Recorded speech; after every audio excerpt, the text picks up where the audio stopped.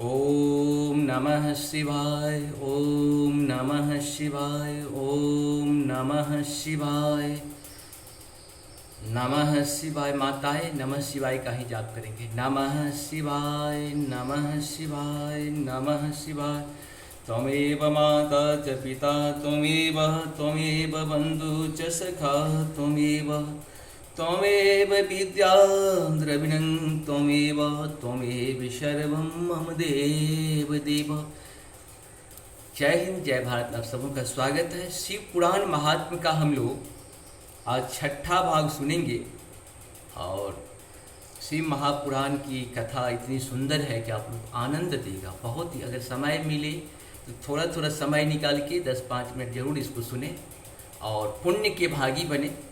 सत्य सनातन के लिए, सत्य सनातन का प्रचार प्रसार भी करें और अपने कर्म के लिए, अपने धर्म के लिए, अपने मुक्ति के लिए हमें काम करना है। मानसिक, शारीरिक, आर्थिक 3 प्रकार का लाभ इससे मिलेगा आपको। शुरू करते हैं।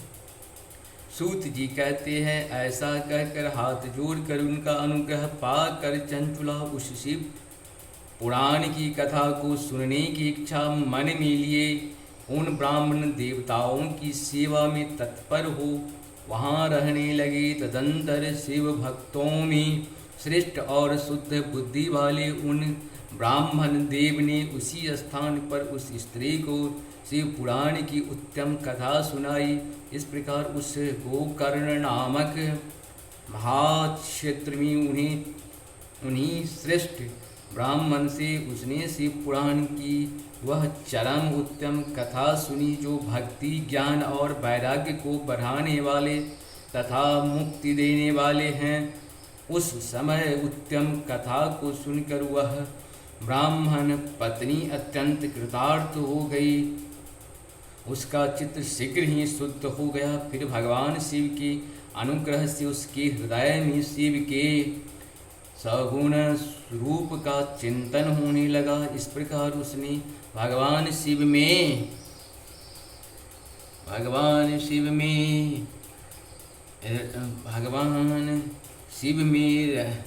लगी रहने वाली उत्तम बुद्धि पाकर शिव के सच्चिदानंदमय स्वरूप का बारंबार चिंतन आरंभ किया। तत्पश्चात समय के पूरे होने पर भक्ति, ज्ञान और वैराग्य से युक्त हुई चंचुला ने अपने शरीर को बिना किसी कष्ट के त्याग दिया।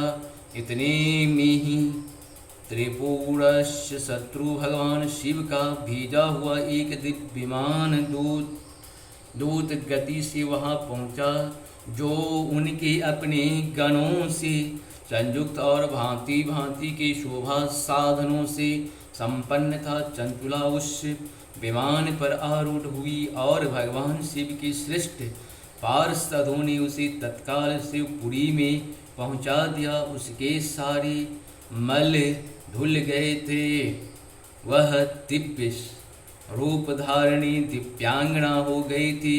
उसके दिव्य अयम उसका शोभा बढ़ाते थे। मस्तक पर अर्धचंदन का मुकुट धारण किए वह गौरांगी देवी शोभाशाली दिव्य आभूषणों से विभूषित थे।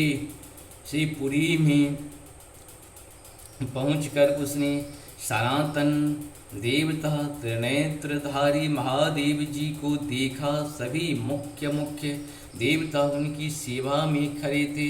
गणेश, भृंगे, नंदीश्वर तथा वीर भद्रेश्वर आदि उनकी सेवा में उत्तम भक्ति भाव से उपस्थित थे। उनके अंग कांति करोड़ों सूर्यों के समान प्रकाशित हो रही थी। कंठ में नील चिन्ह शोभा पाता था। 5 मुख और प्रत्येक मुख में 3 नेत्र थे। मस्तक पर अर्धचंदनाकार मुकुट शोभा देता था। उन्होंने अपने वामांग भाग में गौरी देवी को बिठा रखा था, जो विद्युत पुंज के समान प्रकाशित थी। गौरीपति महादेव जी की कांति कपूर के समान गौर थी।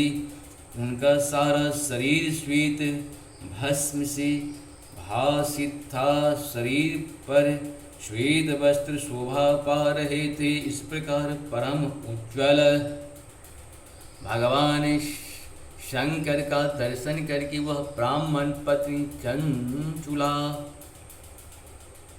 बहुत प्रसन्न हुई। अत्यंत प्रीति युक्त होकर उसने बड़ी उतावली के साथ भगवान को बारंबार प्रणाम किया। फिर हाथ जोड़कर वह बड़े प्रेम आनंद और संतोष से युक्त हो विनीत भाव से खड़ी हो गई।